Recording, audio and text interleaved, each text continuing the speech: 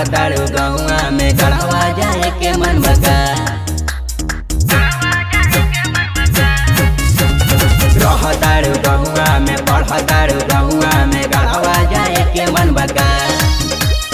गढ़वा गढ़ देवी के पटना पटन देवी के दर्शन करे के मन बका। इहे बात कहिले साफ रुपया न पैसा बाटे हो। जीजा बहड़ जीजा लेखे रहनु हो दुर्गा माई के दर्शन करे चलनु हो।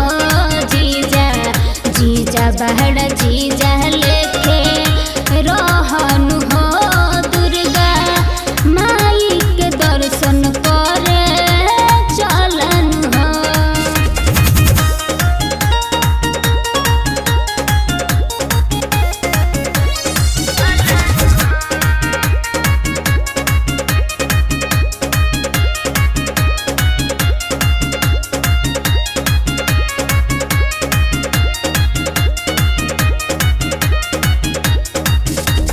भूखल बारू नवरात न हो कहे करत बारू परतान न हो। मनवा हम ठान लेनी हो माई के हम मना ले हब हो। कुछहु न तोहके जानकारी बाहो जे बाबा तो हमर काहे से खाली बाहो। देख लागल बा भीड़ भारी मेला में भूल जाइबू हो। जीजा बहड़ जीजा लेखे रहनु हो दुर्गा माई के दर्शन करे चलनु हो। जीजा जीजा बहड़ जीजा लेखे रहनु हो दुर्गा माई के दर्शन करे चलनु हो।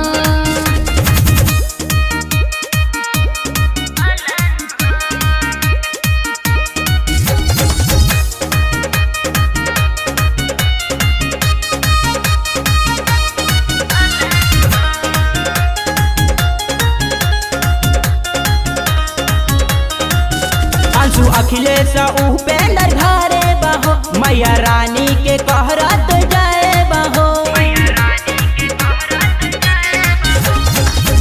आशा जनी तोड़नु हो छोटी चंद्रवंशी के हो। काहे करत बारू परसान न हो जे बाबा तो हमर काले से खाली बहो। इहे बात कहिले साफ जिद जन कर न हो। जीजा बहड़ जीजा लेखे रहनु हो दुर्गा माई के दर्शन कर